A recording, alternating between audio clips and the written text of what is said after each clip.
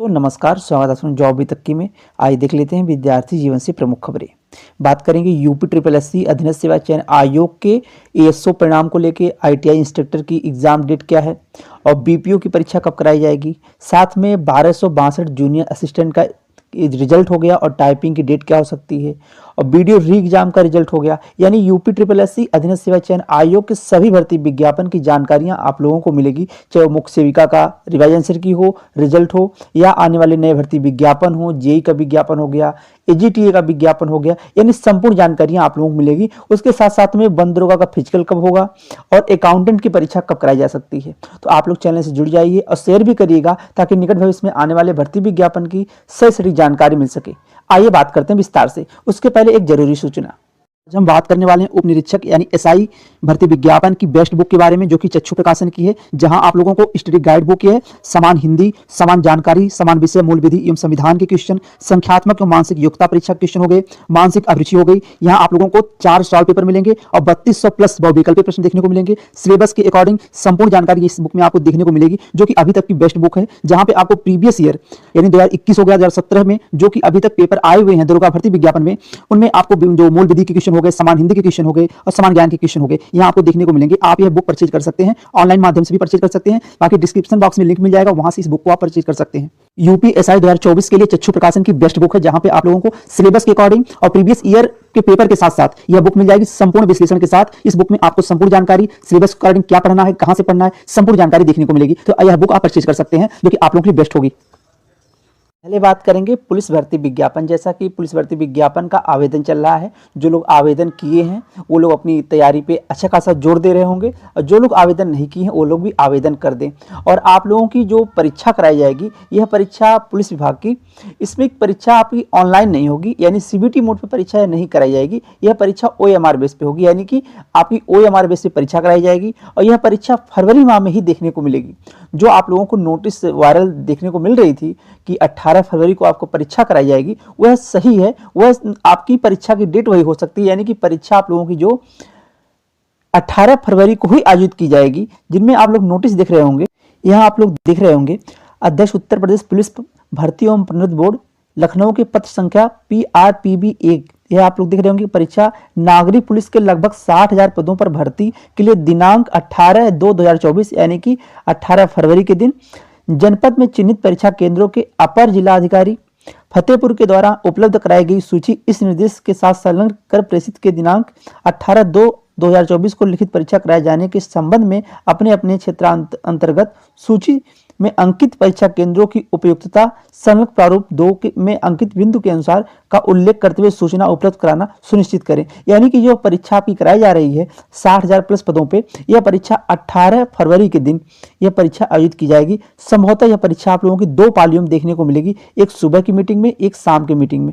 और इसके पहले जो एक नोटिस वायरल हो रही थी और जो ऑफिशियल उसके बाद वो नोटिस देखने को मिली कि आपकी परीक्षा अगर 2 मीटिंग में परीक्षा आयोजित की जाती है, सुबह की मीटिंग में और शाम की मीटिंग में, तो आपके पेपर के अकॉर्डिंग, मान लीजिए आपका पेपर इजी टू मॉडरेट है और मॉडरेट टू टफ पेपर आया हुआ है, तो वहां पे आपको नॉर्मलाइजेशन स्कोर देखने को मिलेगा। इसलिए आप अपनी तैयारी अच्छे से करिए। आपकी परीक्षा में अब बाकी बचे हुए कुछ ही दिन और हैं, यानी 18 फरवरी, तो उस दिन आपकी परीक्षा कराई जाएगी। आप लोग अच्छे से फिजिकल के साथ साथ अपने रिटर्न की भी तैयारी करते रहिए, क्योंकि यह भर्ती परीक्षा बहुत तेजी से कंप्लीट की जाएगी, यानी कि समय नहीं मिलेगा फिर आपको फिजिकल के लिए भी। अभी अपना थोड़ा प्रयास फिजिकल में करिए और ज़्यादा से ज़्यादा समय दीजिए अपने रिटर्न के एग्जाम में। बाकी जैसी भी जानकारी मिलेगी, पुलिस भर्ती विज्ञापन में एसआई का विज्ञापन कब देखने को मिलेगा, इसकी भी जानकारी बहुत जल्द आप लोगों को दी जाएगी। बाकी आप लोग ये जो 60,000 पदों पर विज्ञापन जारी हुआ है, इसकी परीक्षा की डेट आपको बता दी गई। आप इसी डेट को मान के अपनी आगे की तैयारी करते रहिए।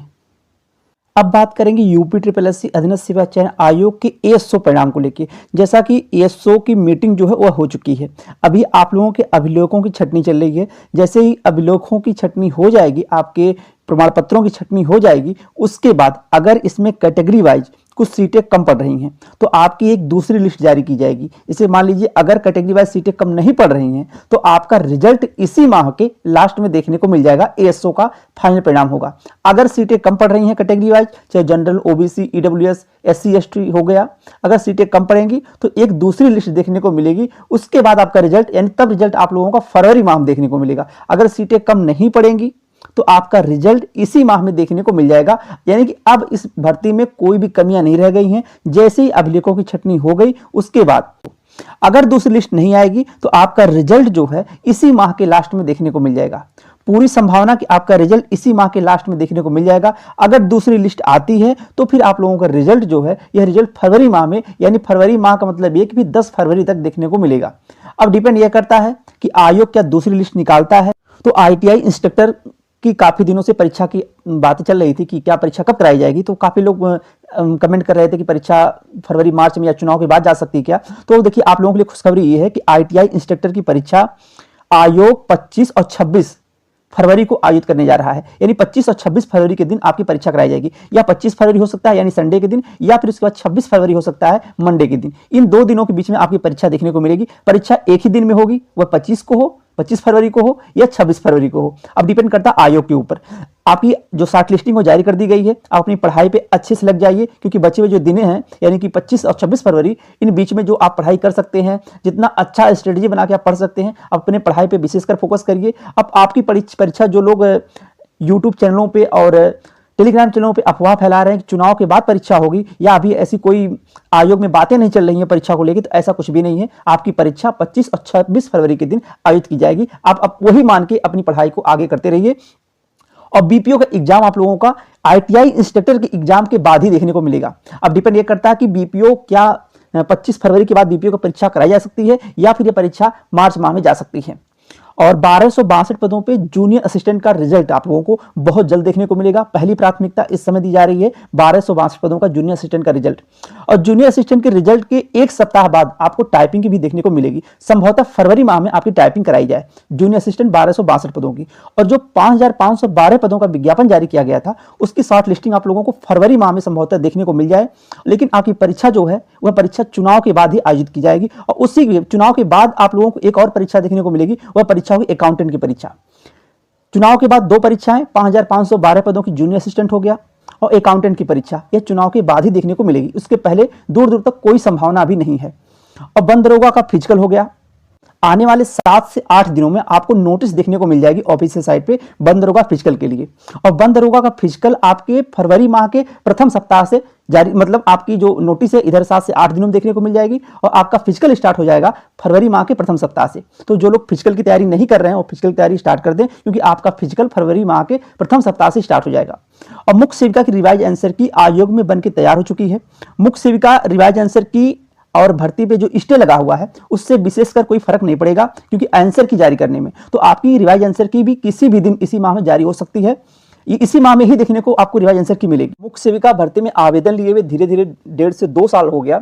तो इस भर्ती में आयोग तेजी दिखाएगा। जैसे ही स्टे हटा उसके बाद आप लोगों को रिजल्ट देखने को मिल जाएगा। और रिजल्ट के तुरंत बाद आपको 1 सप्ताह से 10 दिन के बाद डॉक्यूमेंट वेरिफिकेशन भी करा लिया जाएगा। संभवतः चुनाव के पहले पहले आपकी भर्ती कंप्लीट हो जाएगी। तो मुख्य सेविका वाले लोग परेशान ना हो, आपकी भर्ती रद्द होने वाली नहीं है। जो लोग भी बता रहे हैं कि भर्ती रद्द हो जाएगी, तो ऐसा कुछ भी नहीं, स्टे लगा हुआ है। 18 जनवरी को सुनवाई होनी है और सुनवाई के बाद ही कुछ क्लियर हो पाएगा कि क्या अगली सुनवाई पड़ती है या 18 जनवरी के ही दिन स्टे हटा के इस भर्ती प्रक्रिया को तेजी से फिर आगे बढ़ाया जाएगा।